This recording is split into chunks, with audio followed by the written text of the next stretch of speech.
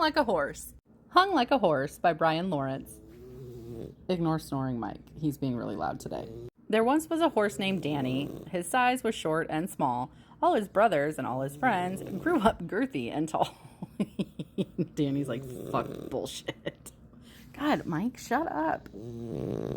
Though Dan was a small horse, he'd always uphold the law. When anyone would start acting up, he'd kick him in the jaw. Eventually, Danny was sheriff, and some hotheads came to town. They always wore blue sashes, and he'd always knock them down. The gang leader, Bob Roberts, was gigantic like no other. His head was huge, and after a feud, he killed Danny's brother. Before his brother passed away, he promised Bob would hang, and with his 2 6-shooter guns, he brought down Bob's whole gang.